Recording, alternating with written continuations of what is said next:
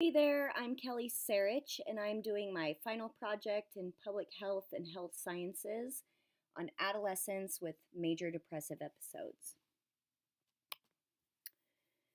A major depressive episode and symptoms can be defined as a period of 2 weeks or longer, during which there is either depressed mood or loss of interest or pleasure, and at least 4 other symptoms that reflect a change in functioning, which include problems with sleep, eating, energy, their concentration, self-image, and or thoughts of death or suicide. Suicide among adolescents is a serious problem, noting that suicide is the second leading cause of death among children aged 12 to 17. Most adolescents who consider or attempt suicide have a pretty significant mental health disorder, that usually being depression. Most often, suicide attempts are impulsive and are based off of feelings such as stress, self-doubt, their pressure to succeed, financial uncertainty, disappointment, and or loss. For adolescents, suicide may appear to be the solution to all of their problems. Certain protective and vulnerability factors can increase or decrease the risk factors for adolescents to experience these major depressive episodes. Individual factors such as general health, their maturity, their coping mechanism, self-concept, and affect regulation. Family risk factors can be influenced by conflict or can protect adolescents by their family connectedness.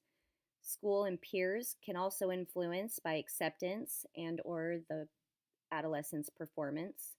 Community can influence an adolescent's mental health, considering their level of community engagement, delinquency, and or adverse events. The National Institute of Mental Health notes that an estimated 3.1 million adolescents aged 12 to 17 in the United States have had at least one major depressive episode. This is approximately 12.8% of the United States adolescent population. Of this number, approximately 2.2 million adolescents aged 12 to 17 in the U.S. have had at least one major depressive episode with severe impairment. This can include severe insomnia, severe changes in their appetite, or severe psychomotor disturbances.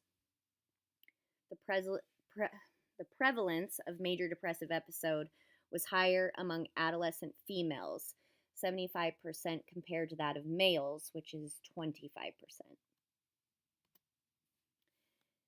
Healthy People 2020 leading health indicators of specifically mental health reported that both adolescents with major depressive episodes and suicide are both getting worse. Adolescents with major depressive episodes has a target of 7.5%. In 2010, the baseline was reported at 8.3% and is at an incline with a recent report of 9.1%. Suicide has a target of 10.2%, a baseline reported in 2010 of 11.3%, and the current report of 12.1%. As you can see from this data, both are getting worse in the specific at-risk population. Depressive and suicide feelings are treatable mental health disorders. The adolescent needs to have the illness recognized and to be diagnosed by a healthcare professional. Statistically, an estimated 19% receive care by a healthcare professional alone. Another 19% receive combined care by a healthcare professional and medication treatment. The least common is medical treatment alone at 2%. Sadly, approximately 60% of adolescents with major depressive episodes do not receive any treatment at all. I have several more slides I would like to add, but this is my first draft, and I really appreciate you watching. Thank you.